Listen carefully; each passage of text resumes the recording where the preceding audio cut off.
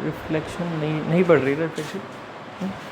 तो y is equal to M x plus C, इसकी photo ये है, ये लेंथ c है और ये लाइन की इक्वेशन ये है y is equal to M x plus c. m इसका स्लोप है, स्लोप tan थीटा होगा, तो अगर ये थीटा है तो इसका tan थीटा निकाल लो, और c ये है, ठीक है। x by a plus y by b, इस फॉर्म का नाम है स्लोप इंटरसेप्ट फॉर्म, जिसमें c जो है वो y का इंटरसेप्ट है, ठीक है। और x by a plus y by b is equal to की तरफ 1, ठीक है। x by a plus y by b is equal to 1। ये वाली जो स्ट्रेट लाइन है उसका ग्राफ ऐसे है, ये x का इंटरसेप्ट है और ये, तो ये इस इक्वेशन को बोलते हैं इंटरसेप्ट फॉर्म। तो स्लोप इंटरसेप्ट फॉर्म और इंटरसेप्ट फॉर्म दोनों अलग अलग है, वो है और ये है, ठीक है। अगर जैसे हमें c जैसे y इंटरसेप्ट नहीं दी हो और x इंटरसेप्ट दी हो तो फिर हाँ नहीं, तो फिर आपको 1 पॉइंट फॉर्म ही लगानी पड़ेगी। जो पॉइंट दे रखे हैं उसको तो क्या करना होगा, यूटिलाइज करना होगा। जो आपको पॉइंट दे रखा होगा, जो पॉइंट दे रखा होगा, एक्स एक्सिस का इंटरसेप्ट का मतलब कोऑर्डिनेट a, 0 हो जाएगा ना। तो x की वैल्यू a यहाँ, y की वैल्यू 0 यहाँ, और स्लोप तो 1 पॉइंट फॉर्म ही लगानी पड़ेगी। इसके अंदर स्ट्रेट लाइन का एक पासिंग पॉइंट x1 y1 है, स्लोप m है, हाँ एम एक्स माइनस कैसे, y mx माइनस x1, कहाँ बना, जैसे y mx प्लस c था, हाँ ऐसे y mx प्लस c। नहीं बनेगा, नहीं बनेगा। तो ये कोशिश कर रहा है ऐसा करने की कि अगर x का इंटरसेप्ट और स्लोप दे रखा हो तो इक्वेशन क्या बनती है ना। तो देख ले, मान ले तेरे को ये लाइन है, ये कोऑर्डिनेट क्या है, x1, 0, y माइनस y1 और x माइनस x1, स्लोप कितना, तो क्या कह रहा है, y is equal to M x minus, है ना, ये हो जाएगा, ये बनेगा फॉर्मूला। इसको ऐसे लिख सकता है फिर y is equal to M x minus m x 1, हाँ। पर ये रेडीमेड फॉर्मूला नहीं है, फॉर्मूला वो है, आप इसको यूज़ करोगे आंसर सेम आएगा, कोई दिक्कत नहीं है। कर भी सकता है MCQ के लिए अगर इस बात को याद रख लेता तो, बट एज सच कोई बेनिफिट नहीं है, मतलब उसके लिए करते हैं हम, ठीक है। और 2 पॉइंट फॉर्म में ये जो m है ये y2 माइनस y1 हो जाता है, और नीचे और यहाँ पर और ये वाली वैल्यू आगे बस, ठीक है। पीछे ज़्यादा पीछे, अब यहाँ तक क्लियर हो गया। 1 point form, 2 point form, slope intercept form और नॉर्मल फॉर्म। नॉर्मल फॉर्म की इक्वेशन है x cos alpha plus y equal to p perpendicular distance है नॉर्मल का, और फिर इसकी डेरिवेशन वगैरह तो मैंने कराई थी। अल्फा ये एंगल है नॉर्मल का, अल्फा 0 से 360 हो सकता है, जबकि थीटा एंगल 0 से 180 हो सकता है, ठीक है। करें आगे, ये जो था रिवाइज करा दिया। चलो अब हमने कितने क्वेश्चंस कर लिए थे, 8 तक कर लिए थे, 9th एग्जाम्पल से करते हैं आगे, ठीक है। 9th एग्जाम्पल पे आ जाओ, डाउट तो है नहीं किसी का। Find the equation of the straight line, मिल गया। Find the equation of straight line such that length of perpendicular from origin, length of perpendicular from origin का मतलब क्या हो गया, नहीं मिला क्या, ले भाई ले, मिल गया 13th क्वेश्चन। नहीं कोई बात नहीं, जो क्वेश्चन सबकी बुक में है ना उस हिसाब से कर लेते हैं, ठीक है। क्या है क्वेश्चन,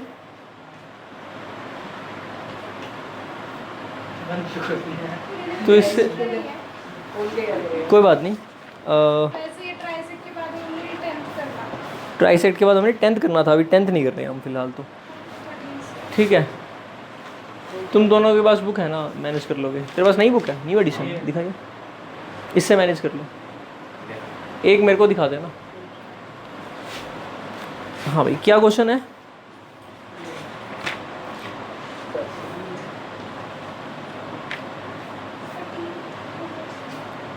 ये पी स्क्वायर वाला क्वेश्चन है। अच्छा 2 क्वेश्चन एक्स्ट्रा आ गए ना, कितने टोटल कितने क्वेश्चन हैं, 19, ठीक है 19 एग्जाम्पल। बस फिर 19 एग्जाम्पल वाली बुक से कर लेते हैं। हाँ तो वो नया एडिशन मैं बता दूंगा वो क्वेश्चन कहाँ कहाँ मिलेंगे, ठीक है। फिलहाल तो एक NCERT एग्जाम्पलर का क्वेश्चन है जो ठीक है, इस बुक में दे रखा है एलिमेंट्स की बुक में। एनसीईआरटी एग्जाम्पल में पहले क्वेश्चन होता था, अब ये यहाँ पर सॉल्यूशन दे दिया, अब उससे ही देख लें। ठीक है, दे भाई कर कर कर मैनेज कर जो दिखा।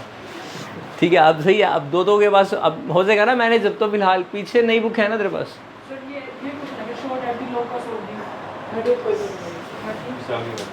लोकस से पहले वाला है।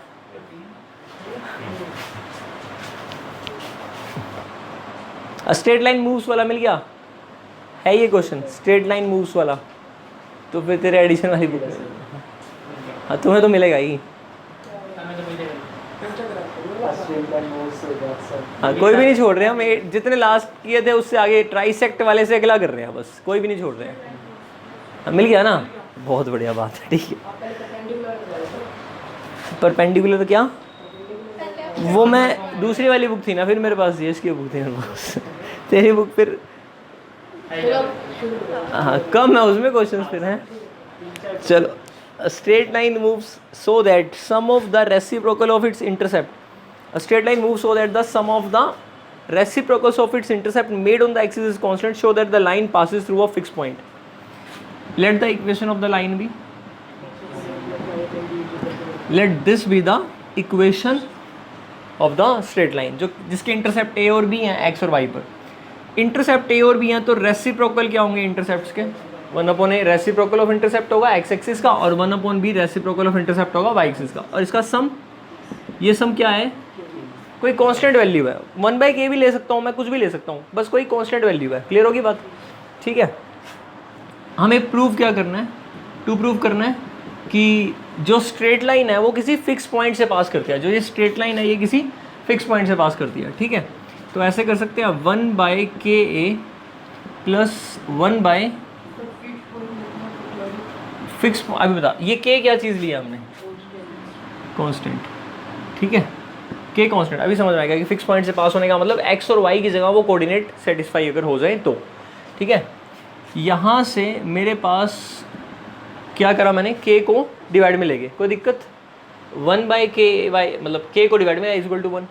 इसको ऐसे लिख सकते हैं 1/k डिवाइड बाई, ऐसे लिख सकते हैं a/1, उल्टा करोगे तो 1/a ही आएगा, सेम बात है। और यहाँ पर 1/k और साथ में b इज इक्वल टू कितना। एक बार देखना इस इक्वेशन में और इस इक्वेशन में क्या डिफरेंस है, इस इक्वेशन और इस इक्वेशन में क्या डिफरेंस है। अच्छा, अगर मान लो तुमसे ये कहा जाए x/a plus y/b equal to 1 passes through 2,3, तो क्या करते हो, पासिस थ्रू 2,3, तो 2,3 इसको सेटिस्फाई करेंगे ना, मतलब 2/a plus 3/b is equal to 1। क्या तुम इसको देखकर कह सकते हो कि ये 2,3 से पास कर रही होगी, मतलब x और y की जगह जो कोऑर्डिनेट्स रखे हुए हैं उसके पासिंग पॉइंट ही होंगे। कंपेयर करो तो a की जगह a है, b की जगह b है और 1 की जगह 1 है। x की जगह कौन है और y की जगह कौन है। इसका मतलब ये लाइन 1/k 1/k से पास करती होगी, हाँ या नहीं। और 1k क्या था, तो 1/k और 1/k भी क्या होंगे, कांस्टेंट होंगे। तो it means this straight line passes through this coordinate. और ये k की वैल्यू कोई भी होगी, पर आर्बिट्ररी तो एक ही वैल्यू होगी ना। तो जो भी आपने k की वैल्यू ली होगी उसके रेसिप्रोकल से लाइन क्या करेगी, पास करेगी। नहीं, k, और 1/k 1/k दोनों ही फिक्स्ड है, क्या ही फर्क पड़ता है। अब मैं यहाँ पर 1/k ले लेता हूँ, ये ले, हाँ तो क्या आ जाएगा, तो वहाँ पर k क्रॉस मल्टीप्लाई में चला जाएगा। हाँ बिल्कुल, कोई फर्क नहीं पड़ता। ये भी फिक्स्ड है और ये भी फिक्स्ड है। किस बात से फिक्स डिसाइड कर रहे हैं हम, k की वैल्यू मान ले 5 है, तो 5,5 फिक्स पॉइंट, और 1/5, 1/5 ये भी तो फिक्स पॉइंट ही है। इससे कोई फर्क नहीं पड़ेगा कि k ले रहे हैं या 1/k। फिक्स पॉइंट का मतलब देखो, ये 2,3 कैसा पॉइंट है। और अगर मान ले मैं ये कहूँ कि 2k, 3k, तो ये कौन सा पॉइंट हो जाएगा, नहीं, वेरिएबल, इसका मतलब गड़बड़ है कहीं। रुको बताता हूँ। इस क्वेश्चन से पहले फिर फिक्स्ड और वेरिएबल का ही कंसेप्ट क्लियर करते हैं। स्ट्रेट लाइन की इक्वेशन क्या होती है जनरल फॉर्म में, ax plus by plus c is equal to 0। Variable कौन है, तो फिर ABC क्या है, फिर वहाँ k भी कांस्टेंट होना चाहिए था। जब तुम ABC को कांस्टेंट कह रहे हो तो अल्फ़ाबेट को देखकर तुम कांस्टेंट कहते हो, वेरिएबल x और y होते हैं, तो फिर k भी कांस्टेंट ही होना चाहिए था। अब एक्चुअल में ये कांस्टेंट है, बात तो सही है, ये coefficient of x a coefficient of y है, बी और सी कांस्टेंट टर्म है ये। हाँ, पर k की एक ही वैल्यू के लिए x और y इनफाइनाइट वैल्यूज लेंगे, तो k उस सेंस में कांस्टेंट हुआ ना, एक टाइम पर एक, और x y तो वेरिएबल है, k बदल जाएगा तो भी x y बदलेंगे, x y तो इनफाइनाइट है k की हर एक वैल्यू के लिए, k नहीं, पर k इनफाइनाइट वैल्यूज नहीं ले सकता x और y की इनफाइनाइट वैल्यूज की। हाँ, एक ही जगह पर k की वैल्यू है। अब एक मिनट इसको देख लेते हैं, ये जो कांस्टेंट है ना, ये एक्चुअल में कांस्टेंट है, आर्बिट्रेरी कांस्टेंट, ये सिंपल कांस्टेंट नहीं है ये। अच्छा, अब इसके अंदर एक मैं पर्टिकुलर केस लेकर दिखा देता हूँ। ये क्या चीज़ है, 6 ले लेता हूँ, ये क्या चीज़ है, -6, ठीक है। ये स्ट्रेट लाइन की इक्वेशन है या नहीं है? a कितना है, b कितना है, c कितना है, -6 है ना। इसका ग्राफ देख लें एक बार, 2x + 3y = 6, मैंने जान के आसान सा लिया था, समझ गए? मतलब कैसे बनेगी लाइन, बोलो, ये लाइन किसकी है?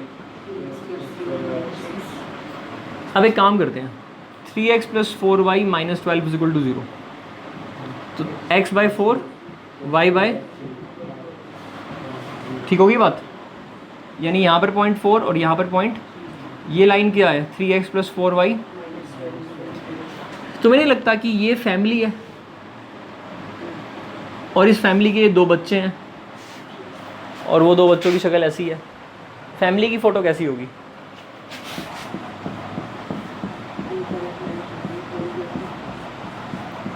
ये फैमिली की फ़ोटो होगी या नहीं होगी? फैमिली की फ़ोटो को इंग्लिश में बोला जाएगा set of lines, parallel to x axis, parallel to y axis, slanting line, slope -1 वाली, हर तरह की जितनी भी स्ट्रेट लाइन बना सकते हैं, parallel to x axis y axis, कोई भी लाइन बना सकते हैं, वो सारी लाइनों की किस पर डिपेंड करती हैं? ए, बी और सी। यहाँ पर ए बी सी की वैल्यू मैं बदलता जाऊँगा तो मुझे लाइनें कैसी मिलती जाएंगी, अलग अलग मिलेंगी या नहीं मिलेंगी? तो ए बी सी की जो पर्टिकुलर 2, 3, 6 वैल्यू है, इनको बोला जाएगा कौन सी वैल्यूज? Fixed constant. तो ए बी सी क्या थे? कांस्टेंट ये भी थे और कांस्टेंट ये भी थे, लेकिन a b c are called arbitrary constant. Arbitrary constant एक टाइम पर फिक्स्ड होते हैं, वैसे वेरी करते हैं। जैसे arbitrary constant a b c है ना, अब ए बी सी की वैल्यू क्या निकल रही है? देखो मेरी बात सुनो, ये स्ट्रेट लाइन की, आप कहते हो एक लाइन की इक्वेशन बताओ जो 2,3 और 4,5 से पास करे, तो एक ही तो लाइन बनती है, उस लाइन की इक्वेशन में a b c find out नहीं हो जाते? तो ये क्या है? ये अननोन भी कह सकता हूँ मैं इनको, ये क्या है? अननोन वैल्यूज़ हैं। ये अननोन वैल्यूज़ कंडीशन पर डिटरमाइन नहीं हो जाते। अगर मैंने कहा कि इन दोनों पॉइंटों से पास होनी चाहिए, तो फिर वो, अब मान लो मैंने कहा कि स्लोप तो 45 होना चाहिए एंगल, तो 10 45 स्लोप कितना हो गया 1, और 2,2 से पास करनी चाहिए, तो y - 2 x - 2 और स्लोप हो गया 1, तो इक्वेशन क्या बन गई? तो y = x, यानी x - y + 0 = 0, तो a 1 आ गया, b - 1 आ गया, c 0 आ गया ना। ये ए बी सी की वैल्यू किस बात पर डिपेंड कर रही है? जब मैं आपको 2 कंडीशंस दे रहा हूँ, उस कंडीशन को सेटिस्फाई करने वाली लाइन आ गई या नहीं आई? तो a b c are what arbitrary constant, they are depending on the condition, और जो भी कंडीशन मिलेगी उससे ए बी सी एक बार ही निकल जाएंगे। अब आप ये तो नहीं कह सकते ए बी सी की वैल्यू बदल लो, कंडीशन ही बदल जाएगी। लेकिन एक्स और वाई की वैल्यू क्या ले सकते हो? इस पर 3 3 भी तो लाई करेगा, 4 4 भी तो लाई करेगा। एक्स और वाई क्या है? मालिक है उस लाइन के, इनफाइनाइट कोऑर्डिनेट है ना एक्स वाई। रियल सेंस में तो एक्स वाई वेरिएबल है, ए बी सी वेरिएबल थोड़ा है। ए बी सी तो क्या है? एक फिक्स्ड नंबर्स ना होकर अल्फ़ाबेट हैं, ताकि उनको चांस दिया गया कि आपको जो नंबर प्रोवाइड कराएंगे हम, वो कंडीशन के बेस पर कराएंगे कि नहीं। तो रियल सेंस में फैमिली ऑफ लाइंस को दिखा रहा है बिकॉज ऑफ एबीसी, और एबीसी रियल नंबर्स हैं। अगर सारे रियल नंबर में एक एक करके एबीसी के ट्रिपलेट कितने बनेंगे? स्पेस में जितने एलिमेंट्स हैं, आर क्यूब बनेगा। आर क्यूब का सेट क्या होगा हमारा? इसका ऑर्डर पेयर्स का सेट होगा ना। तो स्पेस का हर एक कोऑर्डिनेट आप इसमें डाल दो, कॉरस्पॉन्डिंग क्या मिल जाएगी? एक लाइन। मतलब ये पूरा ब्रह्मांड इस पूरे इसमें ही आ गया, ये इसमें ही आ गया। देखो ध्यान से देखो, मैंने ये बनाया है एक्स एक्सिस और ये बनाया है, मैंने स्पेस का कोई पॉइंट लिया, उस कोऑर्डिनेट के अंदर, उस ट्रिपलेट के अंदर ए बी सी होगा, उस ए बी सी को पिक करके मैं कहाँ डाल दूंगा? इसमें डाल दूंगा। एक लीनियर इक्वेशन बनेगी, उसका ग्राफ क्या होगा? Straight line. दूसरा कोऑर्डिनेट लूँगा, एक स्ट्रेट लाइन और बनेगी, हो सकता है वो कंसाइड ही हो जाए। ध्यान से देखना, अगर आप 2 3 4 डालो या 4 6 8 डालो मल्टीपल में कंसाइड सॉल्यूशन 10th क्लास में पढ़ते हैं तो infinite many solution a1 by a2 b1 b2 c1 by c2, कितने स्पेस में कोऑर्डिनेट मिलेंगे जिनकी रेशो सेम ही होगी? इनफाइनाइट। कितने अलग अलग मिलेंगे? इंटरसेक्टिंग लाइंस भी होंगी, कंसाइड लाइंस भी होंगी, पैरेलल लाइंस भी होंगी, स्लैंटिंग लाइंस भी होंगी, हॉरिजॉन्टल वर्टिकल लाइंस भी होंगी। कितनी लाइंस होगी? इनफाइनाइट। सारी लाइनें इस प्लेन में आ जाएंगी या नहीं आएंगी? आ जाएंगी ना। मैंने क्या करा, स्पेस के एक कोऑर्डिनेट का रिलेशन इस लाइन से लगा दिया या नहीं लगाया, तो मैं इनके अंदर रिलेशन सेटअप कर सकता हूँ या नहीं कर सकता? फंक्शन सेटअप कर सकता हूँ, 1 to 1 फंक्शन बनेगा। पूरा स्पेस कहाँ घुस गया? सिर्फ एक छोटे से प्लेन में, इतनी सी जगह में पूरा स्पेस आ गया। ये सोचने वाली बात है और ये सही भी है। लाइन एक पॉइंट को दिखा रही है और एक पॉइंट एक लाइन को, अलग पॉइंट अलग line different. Every pair of line के लिए, मतलब एवरी लाइन के लिए 1 ट्रिपलेट आ रहा है और 1 ट्रिपलेट के लिए एक लाइन आ रही है। समझ में आई बात? तो मैं ये कहना चाह रहा था, ये क्या है? Arbitrary constant. They can take any values but 1 time, केवल एक बार वैल्यूज ले सकते हैं, 1 at a टाइम, और लेने के बाद फिर वो फिक्स हो गए। अब फिक्स होने के बाद एक्स और वाई तो क्या है? वेरिएबल है।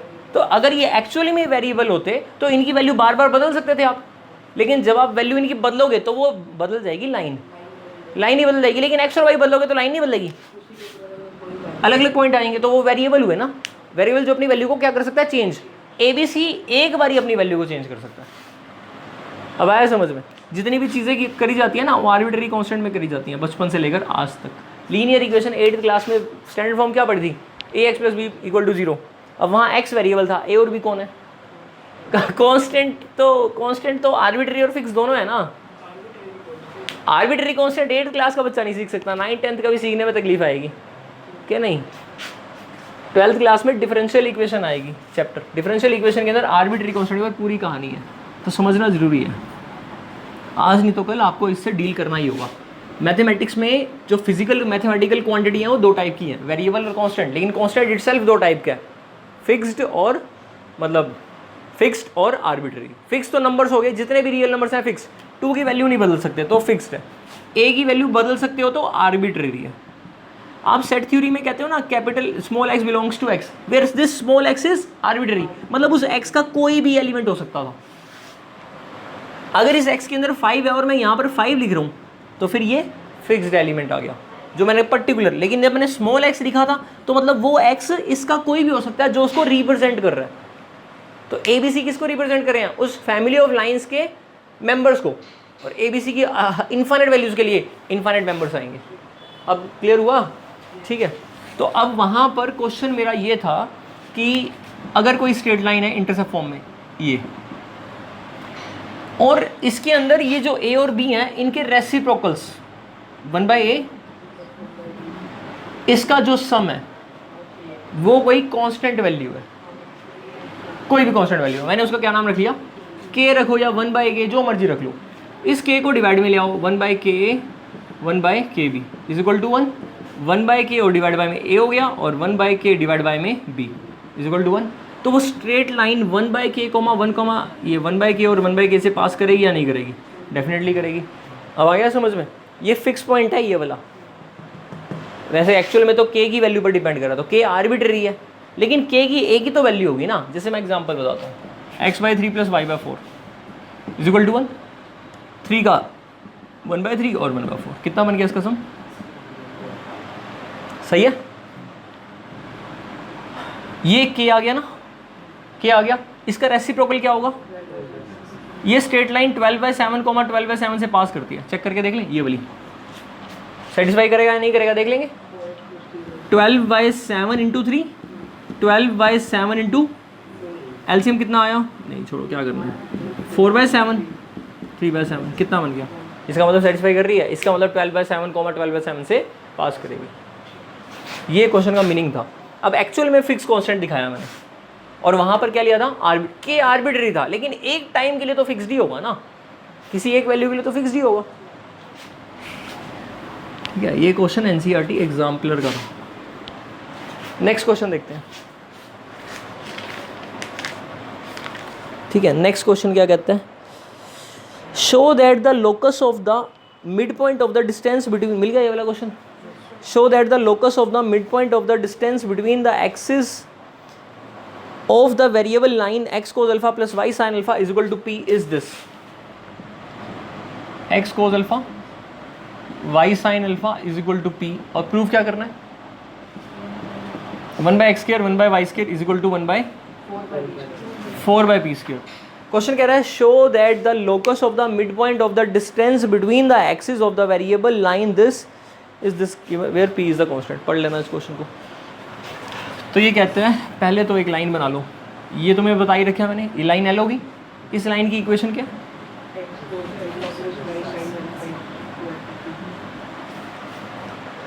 इसका वो पोर्शन बताओ जो एक्सिस के बीच में है, ये पॉइंट A, ये पॉइंट B, ये पॉइंट क्या हो गया, नहीं P नहीं, कुछ और नाम रख लो इस पॉइंट का, क्या नाम रख लो, M। M क्या चीज़ है, मिड पॉइंट है, M is the mid point of the line segment AB। Clear. अब मुझे इस M का क्या निकालना है, लोकस, और लोकस प्रूव करना है, ये लोकस प्रूव करना है ये। अब पहले क्वेश्चन का मीनिंग समझे ध्यान से, ये आगे 12th क्लास के बाद ये चीज़ें बहुत काम आएंगी जो बता रहा हूँ, क्वेश्चन को एनालाइज कैसे किया जाता है। देखो क्वेश्चन का मीनिंग ये है, ये लाइन L है और ये क्या चीज़ है उसकी, परपेंडिकुलर, तो ये लाइन को क्या बोला जाएगा, नॉर्मल।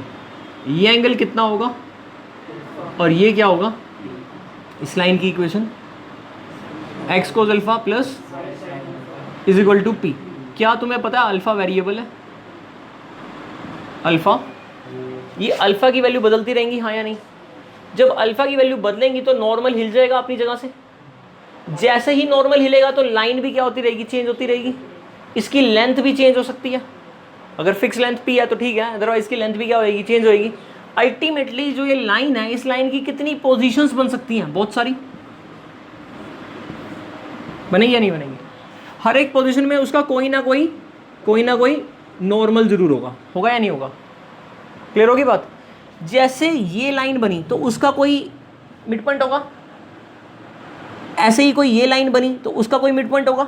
ऐसी अलग अलग लाइनें बनी हैं, अलग अलग लाइनों में ऐसे जितने भी पोर्शंस बनेंगे उनके मिड पॉइंट्स अलग अलग होंगे या नहीं होंगे। उन मिड पॉइंट्स को ज्वाइन करके जो इक्वेशन बनेगी वो ये होगी। उन मिड पॉइंट्स का जो पाथ ट्रेस होगा, यानी उनका जो लोकस मतलब पाथ ट्रेस, तो लोकस जो पाथ ट्रेस होगा वो ये प्रूव करना है। आया समझ में। एक बार पढ़ना क्वेश्चन की स्टेटमेंट दोबारा से। नॉर्मल ओरिजिन से स्टार्ट होती है और लाइन के ऊपर परपेंडिकुलर होती है, तो ये लाइन सेगमेंट होती है। हाँ, परपेंडिकुलर नॉर्मल बोलते हैं, एग्जैक्टली, बिल्कुल। पढ़ना एक बारी क्वेश्चन ध्यान से। Show that the locus of the mid point, locus mid point का निकालना है। किसके मिड पॉइंट का,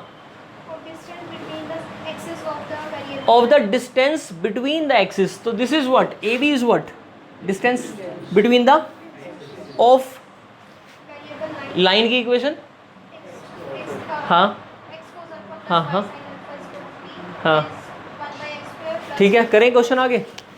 ये बताओ मेरे को, क्या तुम A के कोऑर्डिनेट बता सकते हो। A के कोऑर्डिनेट, A कहाँ पर लाई कर रहा है, एक्स एक्सिस पर y 0 होता है, तो क्या बन गए, P divide by x cos alpha. आया समझ में। इक्वेशन ऑफ स्ट्रेट लाइन से ही निकाल दिए। इसके coordinate P upon y sin alpha. तो क्या तुम इसका मिड पॉइंट भी निकाल सकते हो, क्या निकलेगा, P divide by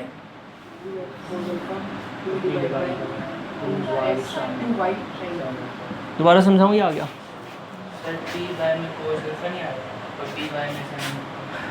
P by x cos alpha कहाँ, यहाँ क्यों, एक मिनट, एक्स एक्सिस के लिए y को 0 डालेंगे,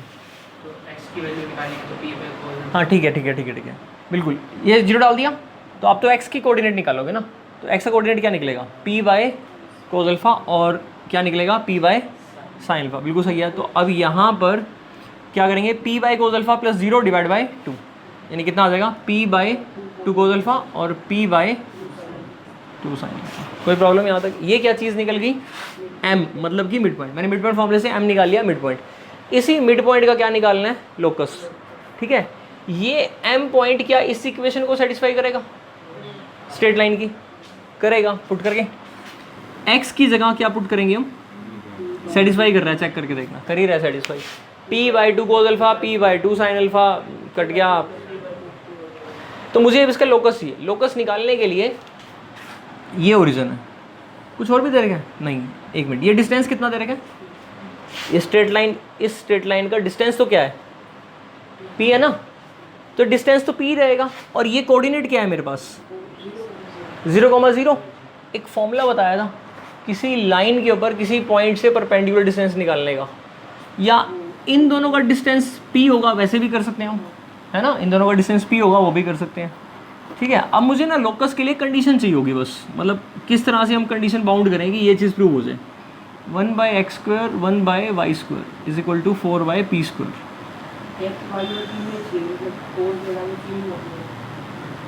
हाँ, कोस अल्फा और साइन अल्फा को एलिमिनेट करना है, ऐसे भी कह सकते हैं कि कोस अल्फा और साइन अल्फा को एलिमिनेट करना है, ये कर सकते हैं हम। ओ एम का जो डिस्टेंस होगा वो क्या होगा,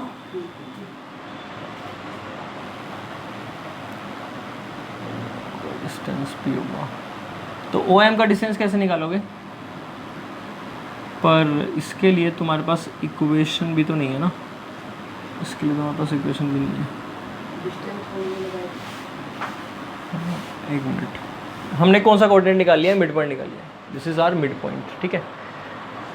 एक बार क्वेश्चन की स्टेटमेंट पढ़ना दोबारा से, कुछ कोई चीज़ इसके अंदर कांस्टेंट फिक्स्ड है तो वो चीज़ मैं देखना चाह रहा हूँ। हाँ, ये दिया हुआ है क्वेश्चन के अंदर, एक बार शुरू से पढ़ना। शो दैट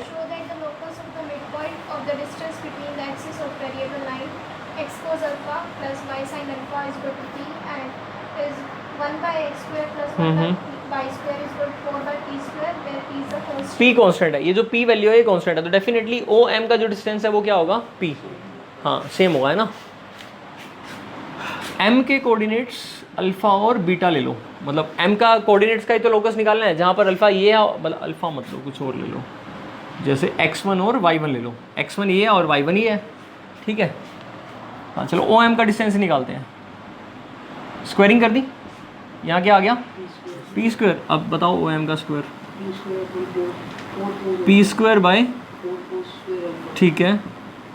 अब वहाँ से स्क्वायरिंग करनी चाहिए, फिर हमें ना वो हटाना पड़ेगा। चलो अब यहाँ से 4 sin² अल्फ़ा, सही है, इज इक्वल टू कितना, p²। p² आंसर में भी है, चलो कोई बात नहीं, यहाँ तक कोई प्रॉब्लम नहीं है। 4 तो कॉमन निकाल कर उधर चला गया और p² कट गया, यहाँ से दोनों से p² कॉमन आया, p² से p² कट गया, यहाँ क्या बचा, 1/cos² अल्फ़ा और 1/sin² अल्फ़ा, ये अभी नहीं लिया मैंने x y, ठीक है, इज इक्वल टू कितना, यहाँ तक हमें कोई दिक्कत नहीं है। याद करो इसकी डेरिवेशन की थी हमने, नॉर्मल फॉर्म की डेरिवेशन की थी, तो उसमें ये कोऑर्डिनेट क्या निकाले थे, याद हो तो, नॉर्मल फॉर्म की डेरिवेशन, ये डिस्टेंस कितना था, p, हमने यहाँ से एक परपेंडिकुलर ड्रॉ किया था, ये अल्फ़ा था, याद आ रहा है, तो ये कोऑर्डिनेट क्या आए थे, p cos alpha p sin alpha, trigonometry में भी सिखाए थे, बेस अपॉन। अब काम आ रही है डेरिवेशन ना, जिसको हम कहते हैं कोई काम नहीं आती है, अब देखो कितने काम आ रही है। ये कोऑर्डिनेट मुझे ऑलरेडी पता है कि ये p cos अल्फ़ा और p sin अल्फ़ा भी है। अच्छा एक बात और, मैं एक बात और भी कह सकता हूँ, जो ये स्ट्रेट लाइन है वो इस कोऑर्डिनेट से पास कर रही है या नहीं, let us check. p cos alpha into cos alpha, p cos² alpha, p sin² alpha, p common निकल गया, cos² sin² 1 होता है, इज इक्वल टू p आ गया, डेफिनेटली ये पॉइंट इसी लाइन पर लाई करता है, इक्वेशन को सेटिस्फाई कर रहा है, यानी ये लाइन इस पॉइंट से पास करती है, वैसे ये कोऑर्डिनेट वहाँ से आया। क्लियर होगी बात, इसका मतलब यहाँ से जो cos अल्फ़ा है, यानी ये कोऑर्डिनेट x और y ले लूँ मैं, अल्फ़ा यही वाला एंगल होगा ना जो लाइन का, हाँ ये दोनों पॉइंट एग्जैक्टली इक्वल है, कंसाइड करते हैं ये, मैंने इसका तो यूज़ कर ही लिया ना। अब मेरे को सिर्फ ये करना है कि ये जो कोऑर्डिनेट है ये x, y इसी लाइन का आर्बिट्री कोऑर्डिनेट होगा या नहीं होगा, अल्फ़ा और p की वैल्यू के लिए x और y को दिखाएगा, तो x क्या होगा, p cos अल्फ़ा, और y क्या होगा, अरे ये चीज़ यहाँ पर ही तो करते थे, ये लेंथ x ये लेंथ y, ये x और y को तो निकालते थे, x/p cos अल्फ़ा, x/y में क्या करते थे, x/y में ये वाली वैल्यू p, और इज इक्वल टू क्या करते थे, तो x की वैल्यू ही तो निकलती थी p cos अल्फ़ा, तभी तो यहाँ डालते थे, ये डिस्टेंस p cos अल्फ़ा और ये p sin अल्फ़ा, नहीं आया समझ में? तो यहाँ से आप कोस अल्फा की वैल्यू क्या निकाल लोगे और साइन अल्फा की वैल्यू क्या निकाल लोगे? तो यहाँ पुट करो 1 डिवाइड बाय, तो p square is equal to p square को कॉमन निकालो, ठीक है। तो आपने क्या किया, सबसे पहले तो क्वेश्चन की स्टेटमेंट, भाई ये लाइन एल थी, इस लाइन की इक्वेशन दी हुई थी, लाइन के एक्स और वाई कोऑर्डिनेट निकाले और वहाँ से मिड पॉइंट निकाल लिया। अब मिड पॉइंट इस फॉर्म में आ गया। अब ये जो मिड पॉइंट है इसका ओरिजिन से जो डिस्टेंस है वो फिक्स्ड है पी, तो मैंने डिस्टेंस फॉर्म लगाया। ये डिस्टेंस फॉर्मूला मैंने बिल्कुल 10th क्लास वाले लगाया है, x2 माइनस x1 का स्क्वायर y2 माइनस y1, उसका रूट स्क्वायरिंग कर दी तो ये आ गया, पी स्क्वायर कट गया और 4 उधर चला गया, यहाँ तक सिंप्लीफाई हो गया। अब मुझे कोस स्क्वायर और साइन स्क्वायर हटाने हैं, रिमूव करने हैं, आंसर x और y में है। ये भी आंसर हो सकता था और ये भी आंसर हो सकता है। अब एक्स वाई लाने के लिए मैंने इस कोऑर्डिनेट को देख लिया, ये कोऑर्डिनेट क्या होता है। ऐसे यहाँ से भी देख सकते हो, ये लो, ये एक्स लेंथ है और ये वाई, वापस से x by P cos alpha, तो एक्स कोस अल्फा और साइन अल्फा की वैल्यू किस में आ गई, एक्स की फॉर्म में आ गई। यही मैं प्रूव करना था, ठीक है।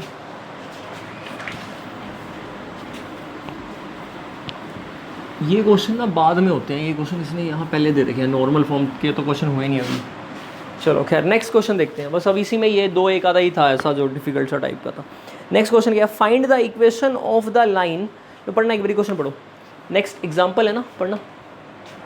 Find the equation of the line which is at distance of 5 units from the origin. रुको, which is at the distance of 5 units from the origin. उसने वर्ड क्या यूज़ किया, which is at a distance. एक line की equation लगाओ जो कि 5 unit के डिस्टेंस पर हो, कहाँ से, ओरिजिन ये रहा। यहाँ से 5 यूनिट यहाँ भी हो सकता है, यहाँ भी हो, कहीं भी हो सकता है। मैंने मान लिया यहाँ है, तो मैं कौन सी लाइन की इक्वेशन निकालनी है, क्या ये एंगल 90 डिग्री होगा। जब डिस्टेंस की बात की जाती है तो शॉर्टेस्ट डिस्टेंस की बात की जाती है तो वो परपेंडिकुलर होता है। ऐसे तो इनफाइनाइट डिस्टेंस बन सकते हैं ना लाइन तक पहुँचने के लिए, यूनिक होगा हमेशा और वो परपेंडिकुलर हो सकता है। यहाँ तक समझ में आ गई बात, यानी नॉर्मल, यानी पी दे दिया उसने आपको। आगे बढ़ते हैं, And the perpendicular from the origin to the line makes रुको, it एंड द, ये है परपेंडिकुलर और ये लाइन के ऊपर ही है, तो perpendicular to the line makes, इसी पर आगे बात, makes an angle of 30 degree with the, positive direction of x-axis. कोई दिक्कत।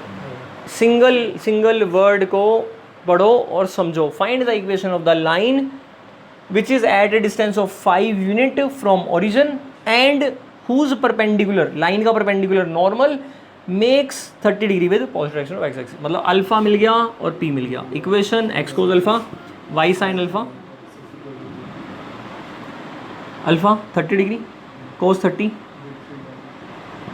और साइन 30, याद नहीं आता हो ना, 30 और √3 राइट है ना, और y इज इक्वल टू, तो इक्वेशन क्या बन गई, √3x प्लस वाई या -10 इज इक्वल टू, इसको पता क्या बोलते हैं, स्ट्रेट फॉरवर्ड क्वेश्चन। समान दे रहे क्या, सबसे बेसिक क्वेश्चन, बिल्कुल बेसिक, इससे ज़्यादा सिंपल नहीं मिल सकता, क्योंकि आपको जो क्वेश्चन में इंग्रेडिएंट चाहिए होता है वो सारा सादा दे दिया, बिल्कुल सिंपल दे दिया है ना, m और c दे देता है, जैसे इसमें अल्फा और p दे दिया। अगला क्वेश्चन पढ़े, Find the equation of the straight line find the equation of the straight line. आगे such that the length of perpendicular from origin to रुको, the line length of perpendicular from, दिमाग में बात आनी चाहिए, length of perpendicular from origin, origin से perpendicular की length या डिस्टेंस, बात तो एक ही है, कितना, यानी p कितना मिल गया, लेकिन लाइन यहीं पर हो, जरूरी नहीं किसी भी कोऑर्डिनेट में हो सकती है। आगे, and the inclination of this perpendicular inclination का मतलब एंगल होता है, of this perpendicular of this perpendicular मतलब ये परपेंडिकुलर,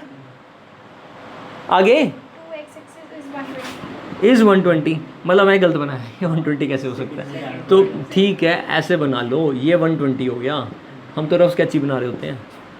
अब क्वेश्चन में क्या करना है, x कोस 120 प्लस y, अब जिससे बात ट्रिग्नोमेट्री नहीं करी है भाई उसकी तो तकलीफें बढ़ जाएंगी, है ना। टर्म 2 ही कर रहे हैं, ये ट्रिग्नोमेट्री 11th क्लास में, अब टर्म 2 में तो जा रही है ना ट्रिग्नोमेट्री, तो ये 120 डिग्री की वैल्यू वाले क्वेश्चन भी नहीं आएंगे देखा जाए तो, उस हिसाब से कोस 180 माइनस 60 कहेंगे इसको हम, कोस 60 विद नेगेटिव, ठीक है, माइनस का 1/2 होता है भाई कोस 60। ऐसे ही साइन 120 पॉजिटिव होता है, सेकंड क्वाड्रेंट में साइन का घर होता है, ठीक है, √3y minus x is equal to 8, बस खत्म, ये आ गया, ये आ गया समझ में, पॉजिटिव भी होता है second quadrant after school 2 college, ASTC rule, यही आंसर। √3x 3x क्या एंगल था, 120 कोस 120 डिग्री एंगल था। एक बार क्वेश्चन की स्टेटमेंट पढ़ना, 120 डिग्री एंगल किसका दे रखा है, एक बार ध्यान से पढ़ना क्वेश्चन की स्टेटमेंट। स्टार्टिंग से शायद मेरे ख्याल से एक क्वेश्चन गलत दिया हुआ तुम्हारी बुक में, दिखाना एक गलत दिया हुआ है वैसे। Find the equation of the straight line such that the length of the perpendicular from origin of the line is 4 units and the inclination of this perpendicular to x axis is 120 degree. गलत है ये question, यही वाला answer आएगा इसका। ठीक है, इसने 120 डिग्री ना लाइन के साथ बना लिया, उसके परपेंडिकुलर साथ नहीं बनाया। परपेंडिकुलर तो नॉर्मल होती है, बिल्कुल सेम स्टेटमेंट है पहले वाली और ये वाली, ये गलत कर गया बुक में। ठीक है, नेक्स्ट क्वेश्चन पढ़ो। लैंग्वेज प्रॉब्लम है, बाकी जो मैंने किया वो बिल्कुल सही है, बुक में ही गलत दिया हुआ ये वाला क्वेश्चन। नेक्स्ट, हाँ, The perpendicular distance of a line from the origin is 5 centimeter. इसका मतलब ये हो गया कि P 5 है, यानी कि अगर ऐसे होगा तो ये 5 है और ये परपेंडिकुलर हो गया। आगे, And its slope is -1. And it's, Slope is -1. अब ये किसके बारे में बोल रहा है, एक बार ये ध्यान से देखना। इट्स मतलब प्रोनाउन हो गया ना, तो शुरुआत में किसके बारे में बात कर रहा है, स्टार्टिंग में the perpendicular distance of a line के बारे में बोल रहा है भाई। The perpendicular distance of a line, line का परपेंडिकुलर डिस्टेंस। ठीक है, हाँ, तो क्या देखेगा लाइन ऑफ परपेंडिकुलर डिस्टेंस। आगे, From the origin from the origin, is 5 centimeter. तो एंड इट्स मतलब लाइन, तो लाइन का स्लोप -1। ठीक है, तो लाइन का स्लोप -1 का मतलब tan थीटा -1, तो थीटा 135 डिग्री आ गया समझ में। तो ये एंगल कितना होएगा, एक्सटीरियर एंगल प्रॉपर्टी लगाओ, ये 90 है, ये 135 तो निकाल लो। आपको अल्फा से ही काम करना है। अल्फा कितना आ गया 45, पी कितना आ गया 5, x cos alpha Y sine alpha is equal to p 5x plus y by √2। 1/√2 होता है, तो x plus y is equal to, दोबारा बताऊँ, ये आ गया समझ में।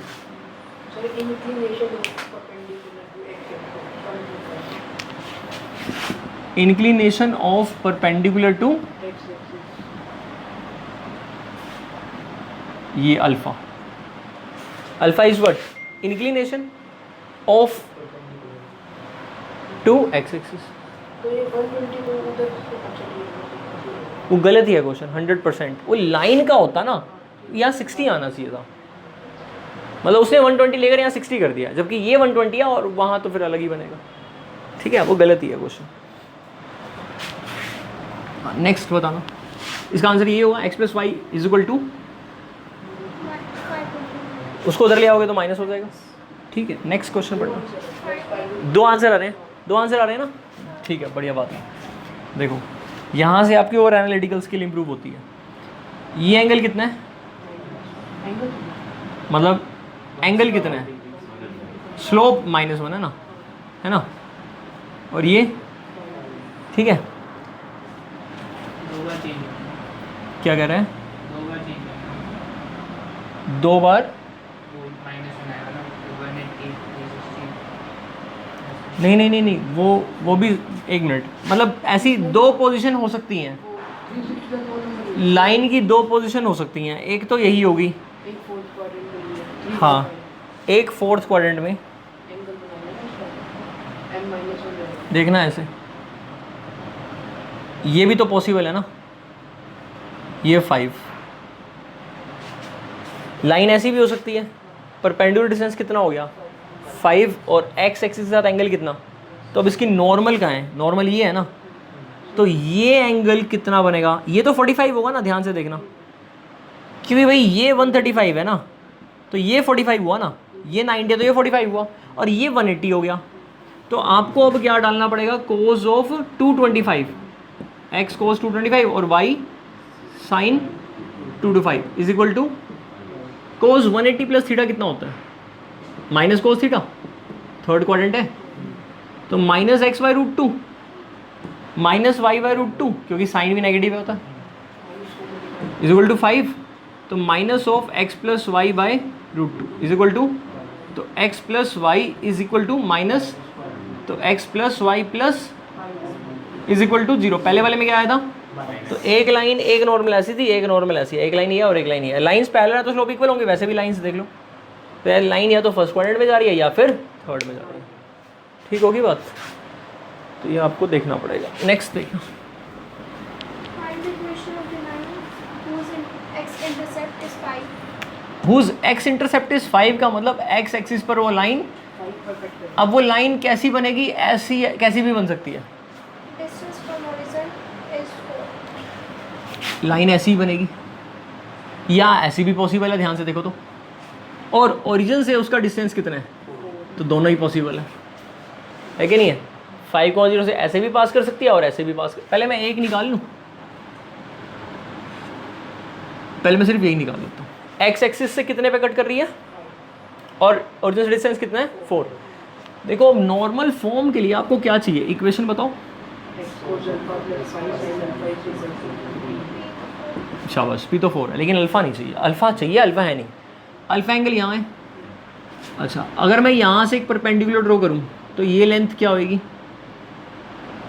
मुझे ये वाली लेंथ दे रही है ना टोटल, है ना, तो एक मिनट, ये लेंथ दे रखी है, ये एंगल कितना होगा बताओ, है ना, और ये चीज़ हाइपोटेन्यूज हो जाएगी फिर, है ना। ये लेंथ कितनी है, लेंथ इस अल्फ़ा का रिलेशन 4 और 5 के साथ होगा, पक्की बात है। ये 3 निकाल दूँ, कैसे निकाल दिया, बिल्कुल बच्चों वाली बात है ना। बताना कोस अल्फ़ा क्या आएगा, कोस अल्फ़ा, इस अल्फ़ा का कोस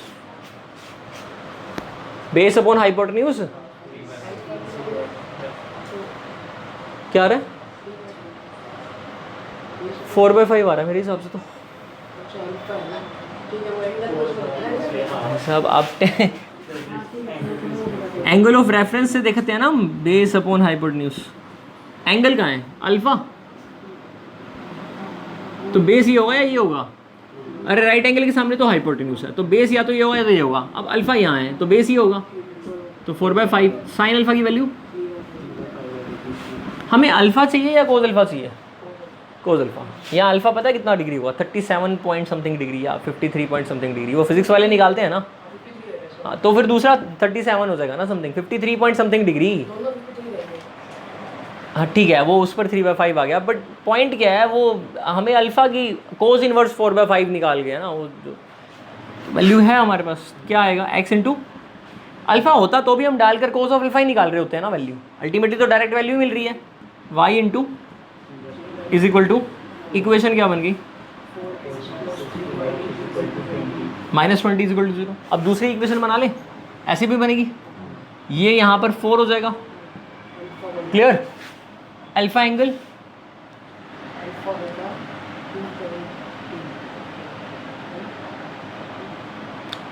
ठीक है। अब ये ऐसे कर लिया हमने, है ना, मेरे ख्याल से क्या होएगा 270, मतलब क्या करा है, यहाँ से लिया ना हमने, ये ऐसे लिया ना, 360 माइनस हो गया ना, ये अल्फा ही होगा, ये अल्फा क्यों होगा, ये वाला अल्फा क्यों होगा, कॉन्ग्रुएंट है ट्रायंगल, कॉन्ग्रुएंट नहीं है क्या, ये 4 है ये 5 है, तो ये बचा हुआ 3 आएगा, तो ट्रिपल एस से ट्रायंगल कॉन्ग्रुएंट है, लेकिन ये अल्फा नहीं होगा, माइनस अल्फा होगा, वो भी ठीक है मतलब नेगेटिव वाला क्लॉकवाइज देख रहे हैं, मैग्नीट्यूड में तो अल्फा ही होगा, तो इसलिए ठीक है। इसका मतलब फ़र्क क्या पड़ना है, 360 माइनस अल्फा कर दें यहाँ पर, तो 360 माइनस अल्फा कर दें, हाँ नहीं कोस 360 माइनस अल्फा तो हाँ सेम ही होता है, क्योंकि बेस तो पॉजिटिव ही साइड में है ना, इसका मतलब तो 4x तो सेम ही रहेगा, लेकिन y वाला नेगेटिव हो जाएगा। Sine 360 minus alpha fourth quadrant में साइन नेगेटिव होता है कि नहीं, और वैसे भी इस बार ये नीचे आ जाएगा ना, तो माइनस का 3y हो जाएगा, क्लियर, और -20, तो जो आंसर है वो ऐसा मिला है क्या, देखना ऐसा मिल रहा है,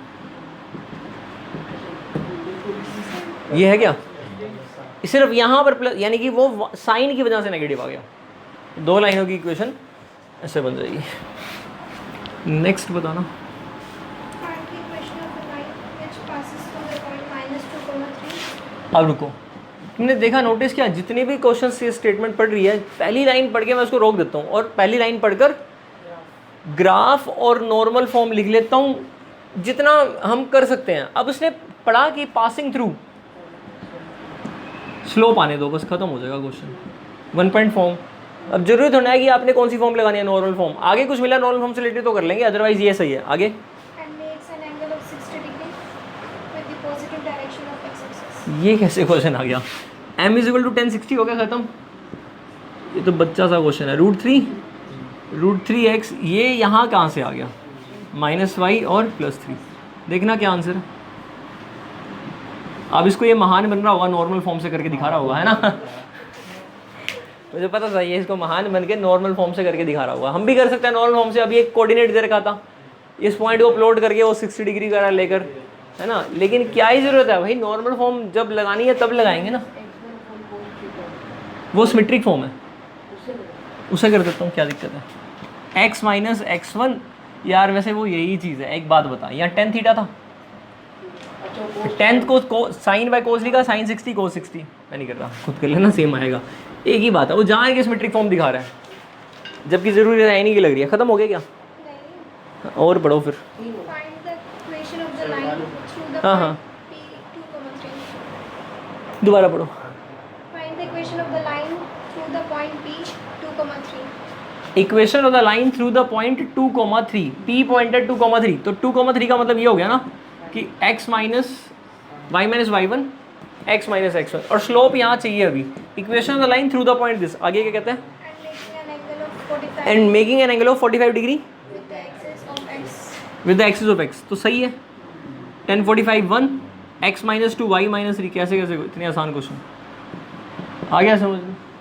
ये आ गई इक्वेशन ऑफ द लाइन। अब और भी कुछ कह रहा है, आंसर देखना। इतना है x minus y plus 1 equal to 0, आधा आंसर आ गया। आगे क्या कहता है? And determine the line length intercepted on it between the point P and the line x plus y plus 1. ये बड़ा अजीब सा बोल गया है। ग्राफ बनाकर देखेंगे। 2,3 x 2 है और y 3 है, तो यहाँ पर पॉइंट मिल गया मेरे को 2,3। इस 2,3 से पास करती हुई लाइन, और एंगल कितना होगा उसका? ये 0 से नहीं पास करेगी, 0 से करेगी भी नहीं, है ना? ओरिजिन कहीं शिफ्ट कर दो। ये लाइन होगी, ये पॉइंट P हो गया। अब दोबारा से पढ़ो, मतलब जो सेकंड पार्ट था। And Determine the length intercepted on it between the point P and the line x plus y plus 1 is equal to 0. x plus y plus 1 is equal to 0। इस P पॉइंट से अब पहले इस line को बनाकर देख लेते हैं। इसका स्लोप बताओ। Minus coefficient of x by coefficient of y, मतलब 135 डिग्री। और क्या ये 2,3 से पास करेगा? नहीं करेगा। स्लोप तो पता लग गया ना आपको। और एक बार ऐसे देख लो ना, y is equal to minus x minus 1, slope भी पता लग गया और y इंटरसेप्ट भी पता लग गया। y इंटरसेप्ट कितना है और स्लोप कितना है? 135 डिग्री एंगल बनेगा, 135 डिग्री एंगल बनेगा ना, ऐसे ऐसे। हाँ बिल्कुल सही है, मैं भी ऐसे ही बना रहा था। ये बनेगी लाइन। ये एंगल कितना है? क्योंकि 135 इज -1, -1 इज 10 135, मतलब 135 डिग्री एंगल। और ये -1 है ना। ये लाइन की इक्वेशन क्या क्या कह रहा था? P पॉइंट का यहाँ से डिस्टेंस बता दो। अरे यार, ये दोनों लाइनों का इंटरसेक्शन पॉइंट आ गया ना, इनका ही तो डिस्टेंस पूछ रहा है। हाँ दोबारा पढ़ो, आ जाएगी फील, दोबारा से पढ़ना। Determine the distance, Determine the length intercepted length या डिस्टेंस एक ही बात है। लेंथ आगे, intercepted on it between the intercepted on it, मतलब जो इस लाइन के ऊपर बनी हुई है। इंटरसेप्टेड ऑन इट यानी इसी लाइन के ऊपर। आगे P and the line. P and the line, यानी कि जो लाइन है वो इसको जहाँ पर कट करती है वहाँ से इसका डिस्टेंस। अब ये चीज़ कैसे निकाली जाएगी? इंटरसेक्शन निकलेगा ना भाई, 10th क्लास एलिमिनेशन मेथड। दोनों लाइनों की इक्वेशन है आपके पास, ये पॉइंट निकाला है, पॉइंट ऑफ इंटरसेक्शन नहीं है। कौन सा पॉइंट? ग्राफ की बात तो फिर तो नहीं, निकाल लेते हैं। x प्लस वाई की वैल्यू कितनी आ रही है, और वहाँ से